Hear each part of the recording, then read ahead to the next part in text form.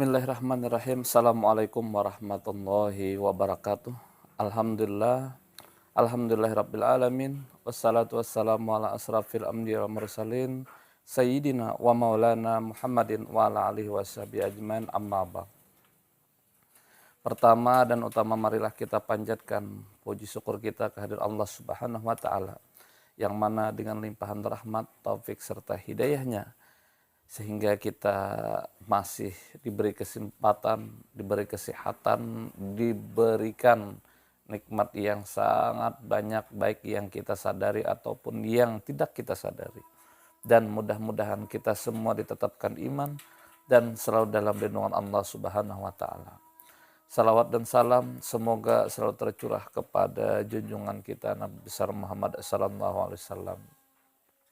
Saudaraku yang dirahmati Allah, dimanapun antum berada, di siang hari ini mudah-mudahan kita semua diberikan rahmat yang luar biasa oleh Allah Subhanahu wa taala, dilancarkan rezeki, dan mudah-mudahan kita semua disehatkan badan, panjang umur, dan mudah-mudahan yang lagi kesulitan akan dimudahkan.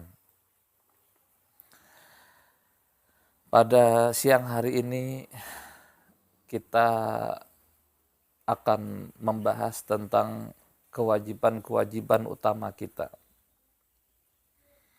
Di dalam hidup ini ada kewajiban-kewajiban utama yang harus kita penuhi.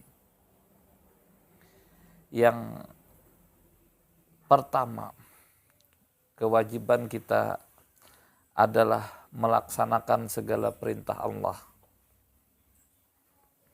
Banyak perintah Allah yang kita harus laksanakan apabila kita mengetahuinya.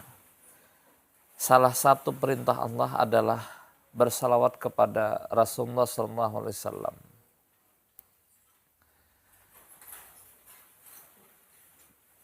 Begitupun banyak perintah Allah yang lain, misalnya sholat, puasa, zakat, haji, dan lain sebagainya.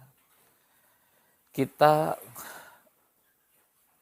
semampu kita laksanakanlah perintah-perintah Allah yang Allah berikan kepada kita agar hidup kita menjadi berkah, agar hidup kita menjadi mudah. Yang kedua, kewajiban yang kedua adalah menghindari larangan Allah, menjauhi larangan Allah, menjauhi yang dilarang Allah.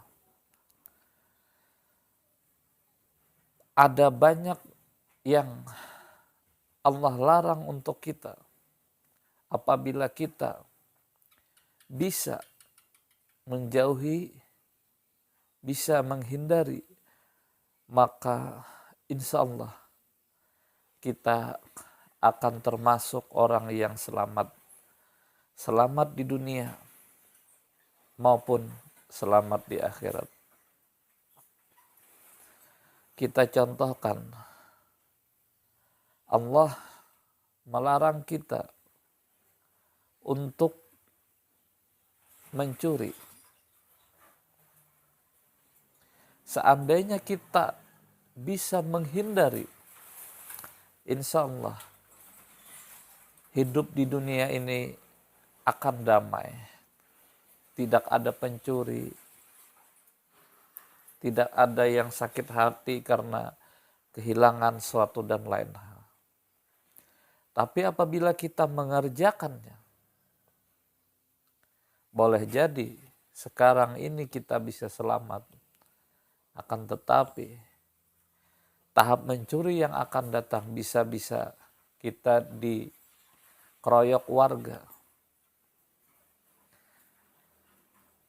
Bahkan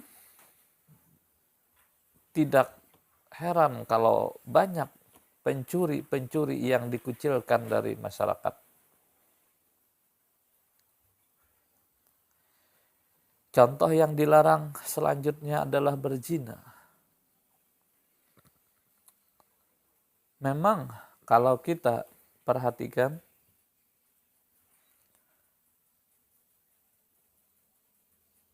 istilahnya apa imbasnya untuk orang lain dan lain sebagainya. Perlu kita ketahui, kami pernah diberitahukan oleh guru kami, apabila di suatu kampung itu ada orang yang melakukan perbuatan zina, maka tidak heran kalau nantinya ada azab, ada bala yang turun di kampung itu. Makanya ada sebagian kampung yang apabila ada terjadi orang yang berzina, maka sangat tegas untuk menindaknya. Bahkan bisa-bisa mengusirnya dengan niatan mudah-mudahan setelah ini tidak ada lagi orang yang seperti ini. Atau bisa dibilang agar bisa menimbulkan efek jerak kepada yang lainnya. Selain itu, perbuatan yang jangan sampai kita dekati, jangan sampai kita melakukannya adalah minum minuman keras yang memabukkan kita. Silahkan antum apabila melihat bagaimana akal seorang yang telah mabuk, omongan orang yang telah mabuk, kelakuan orang yang telah mabuk, itu sangat bertolak belakang dengan yang waras. Bahkan tidak heran kalau dia sumber dari perkelahian karena dia mabuk dan lain sebagainya. Karena dia tidak sadar apa yang diucapkannya. Itu beberapa contoh yang kewajiban yang harus kita laksanakan, yaitu menghindari yang dilarang Allah, menjauhi yang dilarang Allah.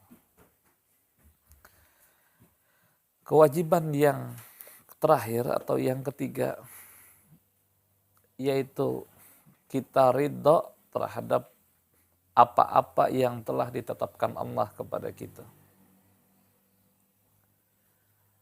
Banyak orang di antara kita yang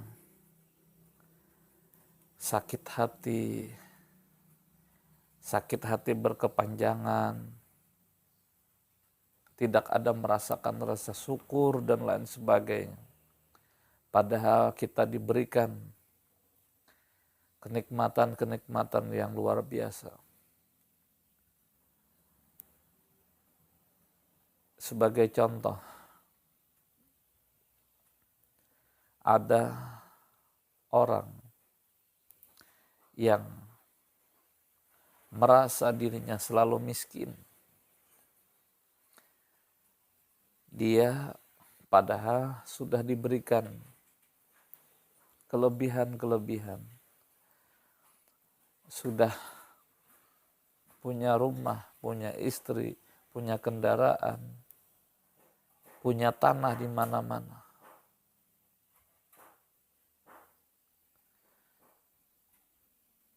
Coba kita lihat, sekali-sekali kita lihatlah ke tempat-tempat yang di mana banyak orang yang tidak mampu di sana. Jangankan punya rumah, punya tanahnya pun tidak ada. Mereka tinggal di gubuk-gubuk derita. Mereka makan dari sisa-sisa orang lain. Kenapa sih kita masih tidak ridha terhadap apa yang ditetapkan Allah kepada kita. Seharusnya kita bersyukur karena di balik segala sesuatu yang Allah tetapkan kepada kita, insya Allah akan selalu ada hikmahnya. Di tahun 2010, saya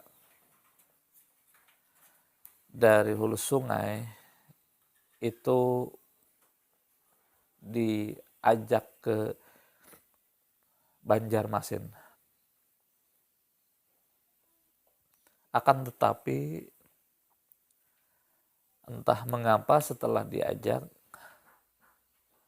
saya sudah siap-siap, akhirnya tidak jadi. Dengan alasan yang mohon maaf tidak masuk logika. Sudah gembira sampai ke puncaknya. Waktu itu yang namanya kalau ke Banjarmasin itu gembira. Di situ saya tetap bersyukur. Oh, ini sudah ketetapan Allah Subhanahu wa taala. Kita harus ridha. Setelah beberapa waktu saya mendengar ada mobil kecelakaan nabrak tiang listrik. Setelah diteliti, astagfirullah, mobil teman-teman tadi. Maka dari itu, kita hendaknya selalu ridha terhadap apa yang ditetapkan Allah kepada kita. Selain itu, agar hidup kita menjadi berkah, kita hendaklah memperbanyak salawat, istighfar, basmalah, bersedekah. Selain daripada 3 kewajiban utama tadi. Saya ulang lagi. 3 kewajiban utama kita, yang pertama adalah mentaati perintah Allah, menjauhi larangan Allah, dan ridha terhadap apa yang ditetapkan Allah kepada kita. Insya Allah hidup kita akan menjadi indah, akan menjadi damai, akan menjadi orang yang selalu bersyukur. Dan mudah-mudahan video ini ada manfaatnya. Wabillahi taufiq wal hidayah. Wassalamualaikum warahmatullahi wabarakatuh.